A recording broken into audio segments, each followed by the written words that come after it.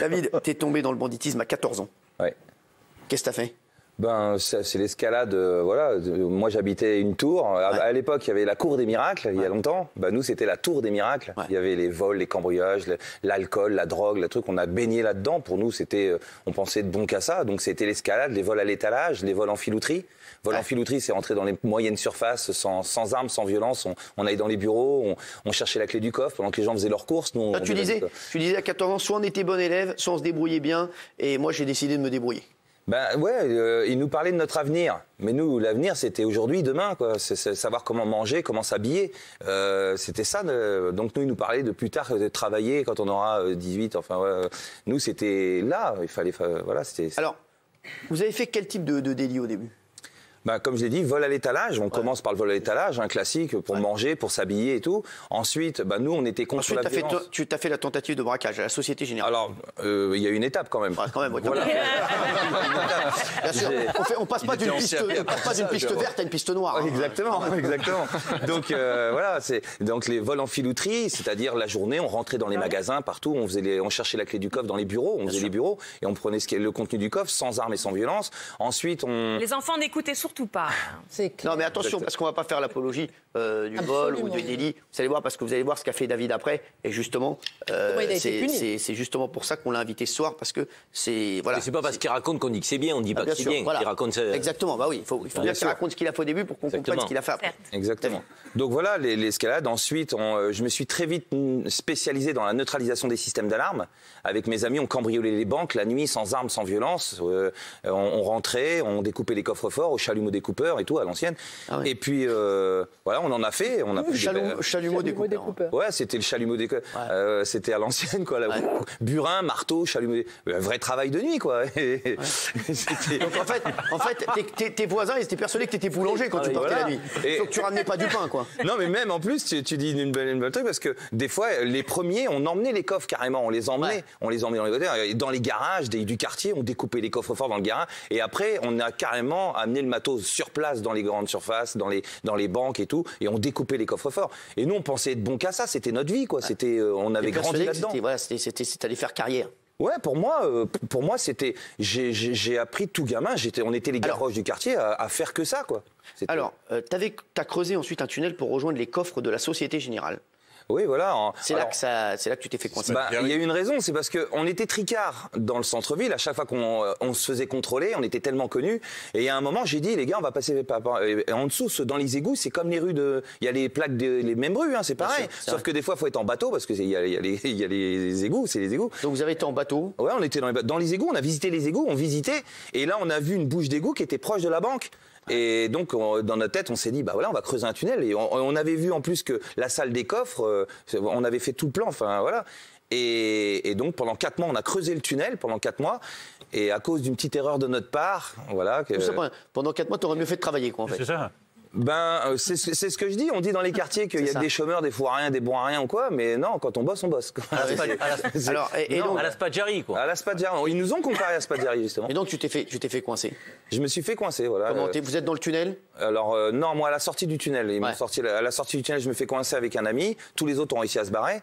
Et arrivé au commissariat, garde à vue, j'étais connu comme le loup blanc. Et il me transfère d'un commissariat à un autre pour m'interroger à la PJ. Et là, dans la voiture, il me comparait justement à Spadjari. Et le policier qui était à côté de moi, il me dit « Ah, tu sais que t'es le nouveau Spadjari de Caen, ça ?» Il me dit « T'as plus qu'à faire comme Spadjari. » Il a mis 4 mois pour s'évader. 5 minutes plus tard, j'étais évadé. Alors, tu vas nous raconter? Non, mais c'est vrai, parce que, en fait, vous êtes arrêté, menotté dans un camion de police. Et qu'est-ce qui se passe dans ce camion de police? Eh bien, moi, depuis tout gamin, j'avais une façon particulière de me faire claquer les menottes. Je claquais mes menottes et je pliais bien mon pouce. Ça fait que si je l'ai claqué ici, par exemple, tu vois, et que tu tournes ton poing, tu gagnes un jeu. Et donc, j'avais juste à péter mon pouce comme ça. Et là, je pouvais tirer. Donc, j'étais attaché comme ça. Il délirait sur moi. Ouais, il rigolait. Je disais, vas-y, rigole.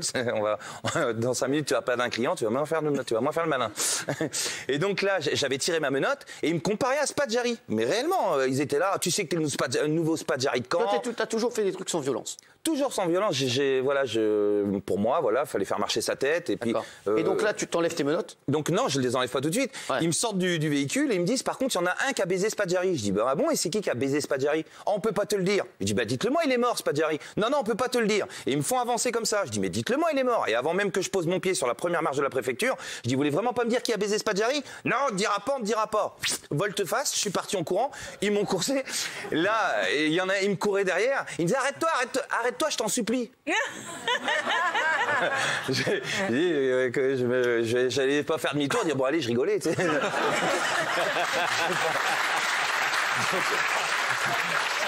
bien entendu, faut pas le faire tout ça, tous ceux qui nous regardent. Non, mais c'est vrai, hein, Christine. Absolument d'accord. Mais il est seul maintenant, c'est pour ça. Parce que là, on en rigole, mais parce que vous allez voir qu'après David, il est rentré dans. Si je peux préciser un truc, on n'est pas là pour donner des pistons. Voilà, exactement. Si je peux justement, parce que je sais que devant la télé, les gens ils vont se dire, il fait l'apologie du crime, il rigole. C'est ça. Oui. Moi, j'ai décidé de le raconter de façon humoristique. Parce que tu fais un spectacle aussi. Voilà, je fais un spectacle. Et j'ai préféré arriver sur scène de cette façon-là, en rigolant et tout en envoyant mes messages. Bien sûr. Et parce que si j'étais arrivé, on le fait dans les écoles, les collèges, les prisons, si j'arrivais dans les détenus, et si je leur disais, attention, c'est pas beau de voler, volez pas, on me dit, va faire ta morale à quelqu'un d'autre. Viens m'aider à remplir le frigo, après on parle. On écoute beaucoup plus quelqu'un qui nous fait rire. Voilà. Et puis surtout, du vrai, qui les passionne, comme dans un film. Et c'est là que tu peux envoyer tes messages subtilement. T'envoies tes messages. Bah, c'est sûr. Alors, vous réussissez donc à vous échapper. Et là, vous allez où, là? Alors, j'arrive à m'échapper. Déjà, je me cache dans un buisson. Et c'était le 24 décembre 1998, la veille de Noël. Et donc, 18h30, je sors de mon buisson. On est en plein centre-ville. Et là, j'attends un petit peu. Je me mets le long d'un petit mur. Un couple arrive vers moi avec une poussette, une amie à eux qui avait une poussette. Là, je sais pas pourquoi, mais c'était eux. Ils arrivent à ma hauteur, je regarde le monsieur, je dis, excusez-moi monsieur de vous déranger, j'ai mon petit frère qui s'est arraché tout le doigt là sur la grille. Ma sœur l'a emmené aux urgences, j'ai pas de nouvelles, ça fait déjà plus de 4 heures, vous pouvez pas m'emmener aux urgences. Le mec me regarde, il me fait, Asma Sarbi, Enama Nefeb chez le Gaouli, Nadal Blarbi, Akhlas. Je le regarde, il me disait en arabe qu'il parlait pas un mot de français, qu'il parlait que arabe. Ouais. Je l'ai regardé et je lui ai dit Khalini atafel tomobile taik, ya l'hal moldik. Les hommes rachent le khouya fait l'hôpital, raou machine. Il me dit Nadal Blarabia, je dis Nadal Blarabia. En fait, dans les vous êtes bien sur C8. Donc là, je vous traduis parce que je parle un petit peu arabe. Je parle mieux arabe qu'anglais d'ailleurs. Il lui a dit laisse-moi venir dans l'automobile, amène-moi à l'hôpital. C'est ça, parce que j'ai eu un problème. Dans les quartiers, on le dit pas, mais on apprend les langues, essentiellement l'arabe, mais ça sert. Et donc là, calme-toi quand même. Hein. Et il me dit maintenant, essentiellement, moi j'apprenais l'italien. Non, et là il me regarde, il me dit. Par contre, Sarbi, les hommes Tatafelkov, il me disait en gros, il fallait que je monte dans le coffre parce qu'il avait qu'une 4 places. Il voulait pas se mettre hors la loi. Donc ça, c'était très bien pour toi. Bah ouais, moi, ça m'arrangeait. Hein. Au contraire. Mais tout en montant dans le coffre, je me disais, les Arabes, ils savent se foutre dans la merde quand même. Parce que je connais les lois, il se fait attraper avec moi dans le coffre, il prend au salle de malfaiteur, le mec. Bah, le pauvre, c'est un amour, ce voilà. Non, mais c'était un amour, vraiment. Ouais. Puis bon, voilà. Donc, je suis monté dans le coffre. On est arrivé au quartier, j'ai quitté ces braves gens, tout ça, j'ai retrouvé mes potes, Némir, Atem, voilà, tous mes potes. Là, on a récupéré 3 voitures, on a gagné la capitale, on était à Caen dans le Calvados, on est arrivé à Paris sans encombre. Et là, j'ai bénéficié de l'aide de plein d'amis, tout. Ensuite, j'étais chez les Indiens, dans l'arrière-pays niçois. J'avais une cousine qui vivait comme des Indiens. Là, c'est le meilleur plan, elle vivait dans des Haïti, sans téléphone, sans rien, avec l'eau de la pluie, le lait, enfin voilà. Il y a des Indiens Ouais, ils appellent ça comme ça. C'est une communauté.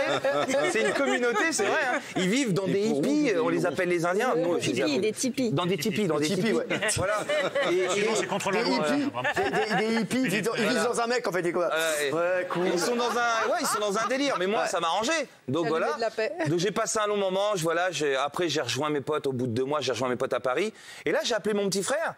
Toutes les perquisitions chez moi, chez mes parents, dans toute la famille. Alors justement, la télévision montre l'évasion de David. Ouais. Et donc tu te vois à la télé. Ouais, non, ils mettent pas ma photo, ils font tout le parcours. C'est tout le truc. C'est Rachid Arabe, le présentateur du JT de 20h. C'était donc le jeudi 24 décembre 98. Voilà. Donc il parle de vous alors que vous êtes à table, en train de regarder la télé, tranquille, avec des gens que vous ne connaissez pas. Voilà, je suis en plein repas. Et il y a même le monsieur à côté de moi.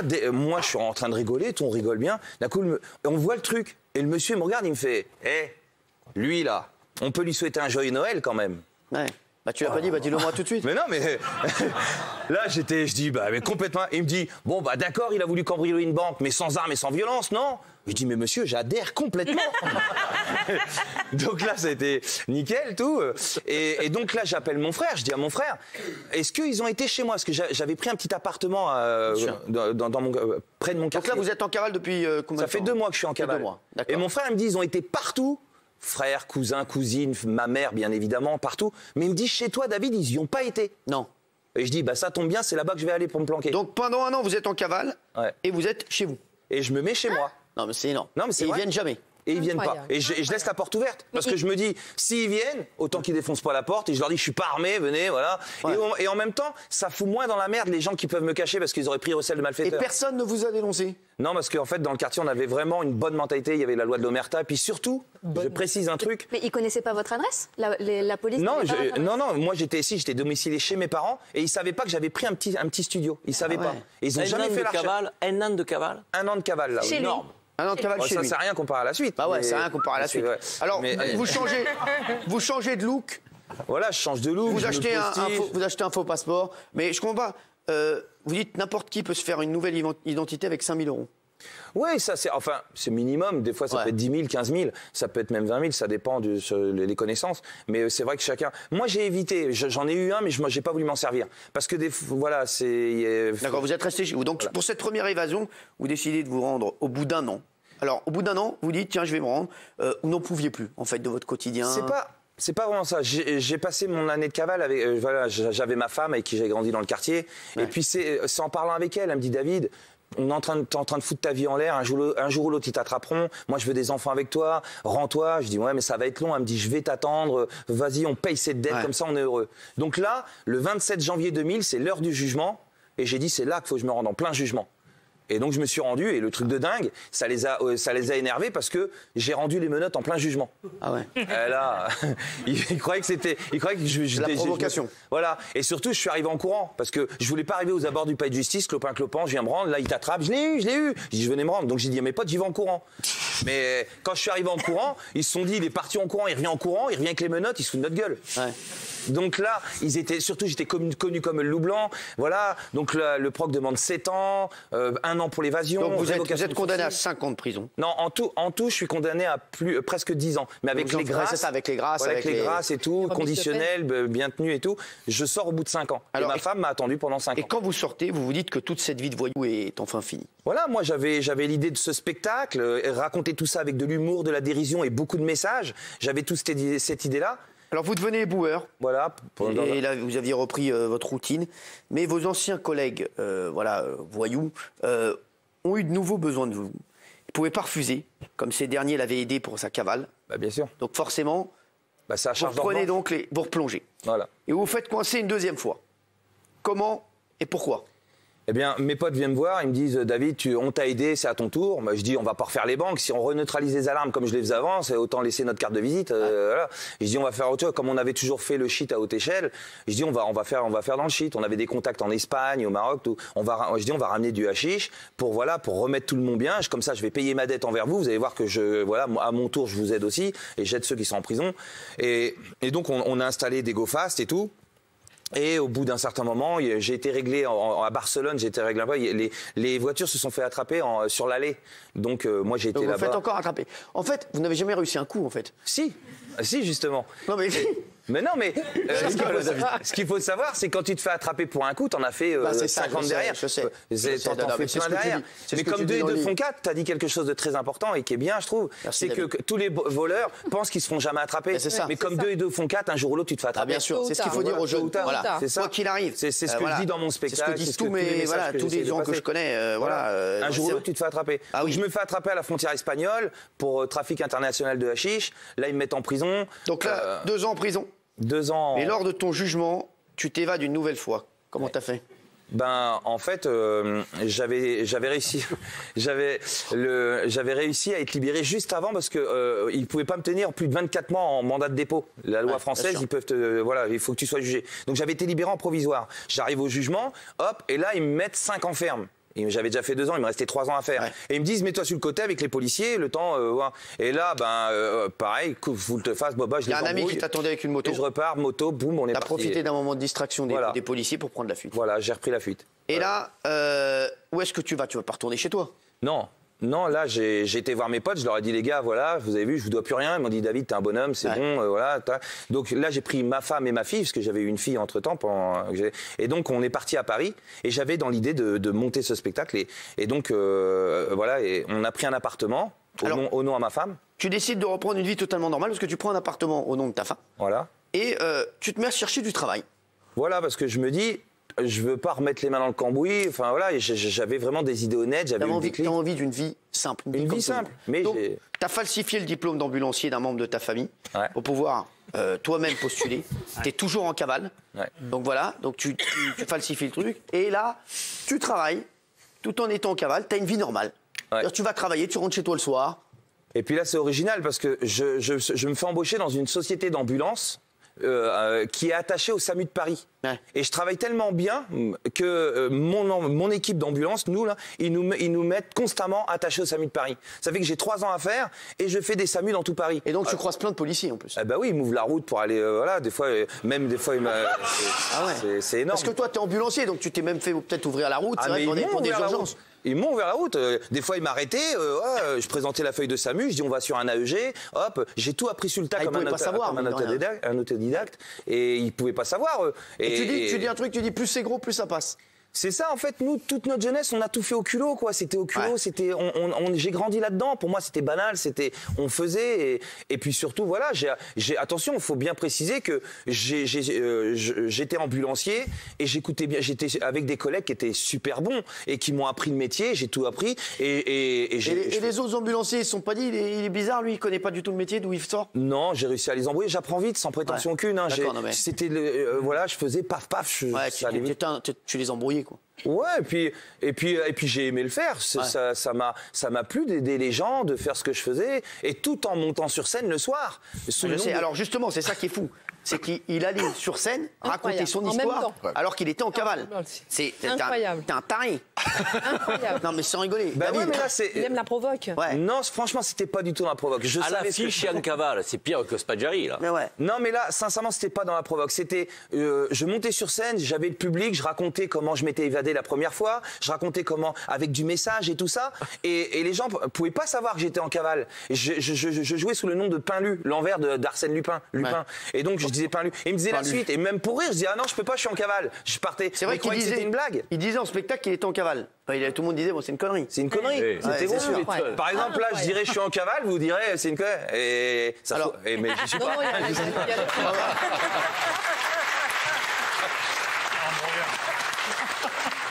Ça peut nous faire un happening. Dire, Alors, vous avez été arrêté après ces 4 ans de cavale. Comment ça s'est passé? Eh bien, mon petit frère m'avait prêté une voiture. Et j'allais justement dans les théâtres, tout ça, et je me fais contrôler. Et là, je dis, j'ai pas de papier, tout, je donne mon nom comme un faux nom comme d'habitude, et tout ça passe. Et il y a un policier, il fouille la voiture, et dans la boîte à gants, au fond, il trouve un papier avec mon nom. Il tape au terminal. Et là, David Desclos, là, il dit, c'est un dangereux, il est recherché. Il me braque du truc. Et je dis, non, là, c'est mon frère. Je dis, moi, depuis tout petit, avec mon petit frère, quand on va au commissariat, mon petit frère, il donne mon nom, moi, je donne le sien. Voilà. Il dit, arrête de nous embrouiller. Il m'emmène au commissariat, ils me mettent la main à la goutte d'or. Quand ils te mettent la main, là, voilà, t'as tout qui ressort. Et là, il voit ma photo. Je dis, ah non, je vous ai dit, quand mon frère va au commissariat, il donnait mon nom et c'est sa photo. Là, c'est mon frère avec toi. Et je les embrouille. Et ton frère, il a pris ta main aussi? Mais non, mais je disais, tu vois, je les embrouillais. Et là, ils m'ont dit, arrête. Et là, il y a un policier. Et il faut que je rende hommage quand même. Il me dit, David, ça fait 24 heures que tu nous dis des conneries. Tu vas prendre usurpation d'identité. Ça va être pire. Écoute, tout ce que tu as dit là, on l'oublie, on déchire. Dis ta vraie et va payer ta dette. Et voilà. Ouais. Et là, je l'ai écouté. Il a été sympa, il a déchiré tout. Et là, j'ai dit ma vraie identité. Je me suis retrouvé à Fresnes. Arrivé à Fresnes, devant la juge, j'ai expliqué tout ce que j'avais fait. Elle a fait des recherches. C'est ça, il raconte tout ce que vous racontez. Vous arrivez devant la juge. Et vous lui racontez tout ça. Et je lui raconte que j'ai travaillé au SAMU, que je faisais des scènes ouvertes, j'ai écrit une pièce de théâtre, tout ça. Donc et là, pendant 4 ans, tu as été clean. Clean. Voilà. Et donc, elle décide, parce qu'elle est tellement impressionnée, elle décide de te laisser son Thierry seulement avec un bracelet électronique. Au bout d'un an quand même. Je fais 1 an de prison et là elle me dit il me restait encore un peu plus d'1 an à faire. Ah oui. Et là elle a été géniale et je lui rends hommage aussi à cette juge. Elle me dit Monsieur Desclos, votre histoire me donne des frissons, on a fait des recherches, on voit que tout est vrai, vous n'avez rien à faire en prison, vous allez faire quelque chose de bien de votre vie et moi je vais faire un effort, je vous laisse sortir avec le bracelet électronique et ensuite au bout de quelques mois on vous donnera la conditionnelle. Donc j'ai fait 6 ou 7 mois de bracelet électronique, ensuite j'ai eu la conditionnelle et là j'ai pu faire tout. Voilà, j'ai travaillé d'abord dans les assurances parce qu'avec le bracelet électronique, la conditionnelle, je pouvais pas aller au théâtre. Donc j'ai travaillé, j'ai tout déchiré sans prétention aucune, j'ai vraiment bien bossé. Dans les assurances. Et je suis très indulgente, très indulgente. Ah ouais, très indulgente. Mais vous êtes tombé sur des gens bien. Elle a le sens de son métier. Oui, la réinsertion sociale. Par rapport au texte, très indulgente. Le texte, c'est ça. Il faut que les peines aient un sens. Elle a été très indulgente. C'est pas une punition pour rien. Elle dit quoi l'avocate là? Une peine de prison, c'est pas une vengeance de la société. C'est le premier pas de la réinsertion. Complètement d'accord. Donc, elle a fait son travail, cette juge. Elle n'a pas été indulgente. Elle a analysé concrètement des faits qu'elle a vérifiés et elle a pris une décision souveraine, ce qui est son job. Plus facile à dire qu'à faire. Et la preuve, oui, bien sûr. Plus facile à dire bien sûr. Des fois, il y a des ratés aussi. Bien sûr. Mais là, elle a bien fait la preuve. J'étais classé multirécidiviste, classé irrécupérable. Et de faire ce qu'elle a fait en me faisant confiance, elle a eu un grand professionnalisme de tout. Et c'est pour ça que maintenant, je dois apporter tous ces messages et montrer qu'on m'a pas donné une chance pour rien. Parce que voilà, ce qui a été, j'ai su saisir cette chance et maintenant, je fais tout ce que je fais aujourd'hui. Alors.